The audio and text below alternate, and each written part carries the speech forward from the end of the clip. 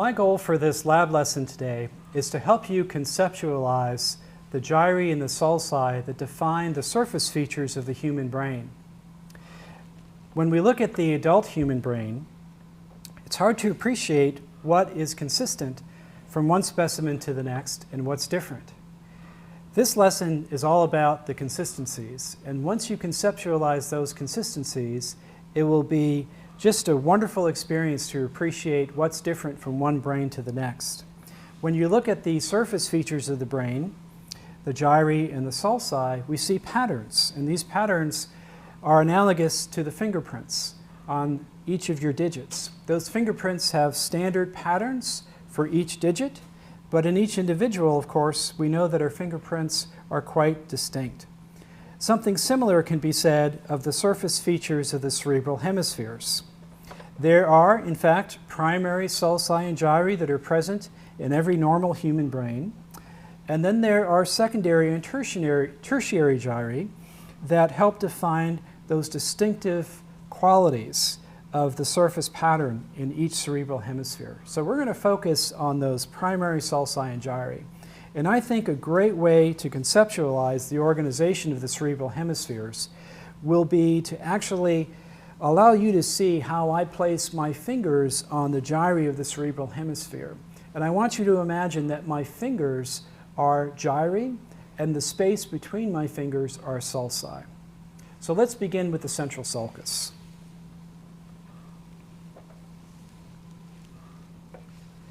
The central sulcus is right near the middle of the hemisphere, and it's defined by two roughly parallel gyri, a precentral gyrus and a postcentral gyrus. So my index finger is representing and overlying the precentral gyrus, my middle finger is overlying the postcentral gyrus, and the space between my fingers represents the central sulcus. Now, while I keep those two fingers there, I want to demonstrate for you the remaining gyral features of the frontal lobe. And to do that, what I'm going to do is place three fingers in parallel that are roughly orthogonal to this central sulcus. So I have a finger down below, which is overlying the inferior frontal gyrus, a finger in the middle that's overlying the middle frontal gyrus, and then a finger up on the top of the hemisphere that's representing the superior frontal gyrus.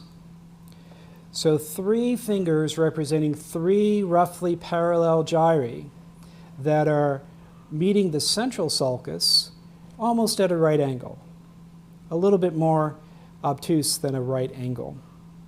So now let's look at the parietal lobe. I'll reestablish the central sulcus with my left hand. So now my middle finger is representing the precentral gyrus, and my index finger is representing the postcentral gyrus.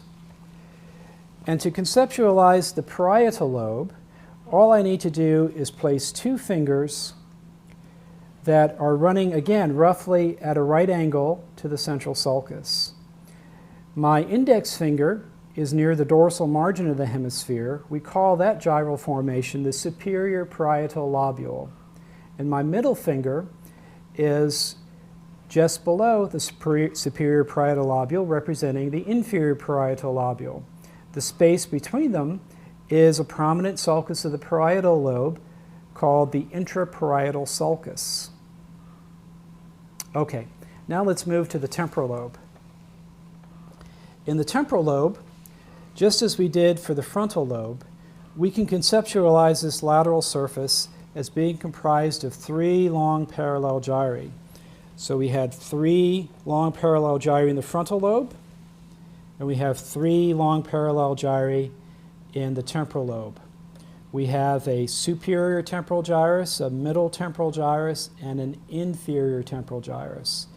And the two spaces between my three fingers would be the superior temporal sulcus and the inferior temporal sulcus.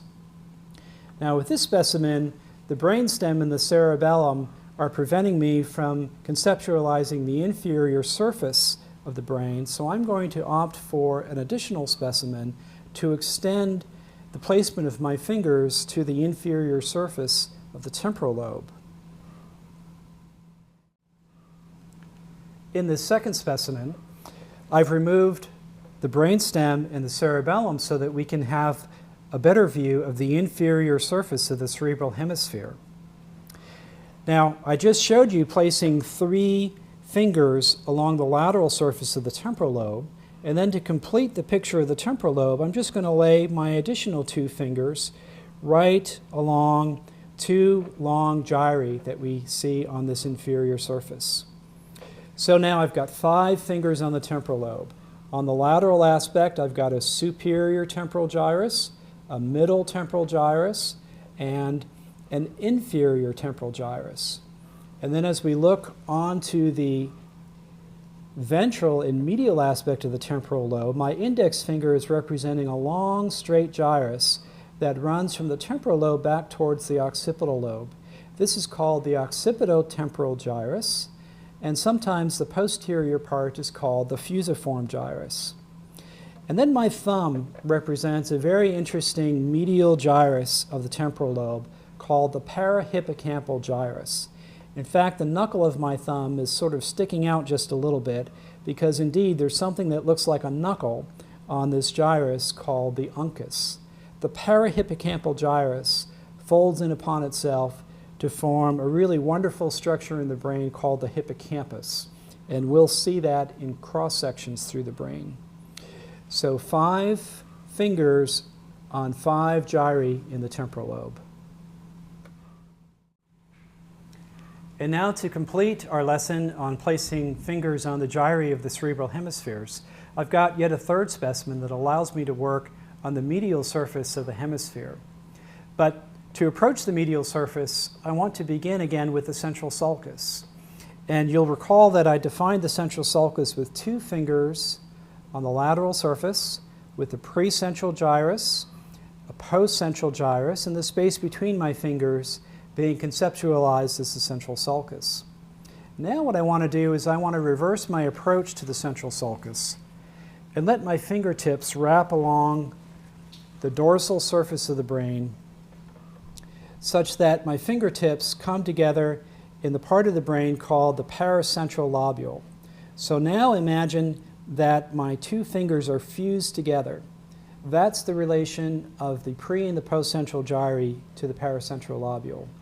So that portion contributed now by my middle finger is the precentral gyrus, and the part contributed by my index finger is the postcentral gyrus. And again, those 2 fingertips or 2 gyri will fuse just above and in front of the branches of the cingulate sulcus. Now the rest of the frontal lobe can be conceptualized as having 2 long gyri. The cingulate gyrus that runs right on top of the corpus callosum, and then the gyrus that forms the dorsal margin of the hemisphere. This is simply the continuation of the superior frontal gyrus onto the medial face of the hemisphere. Now let's look at the occipital lobe.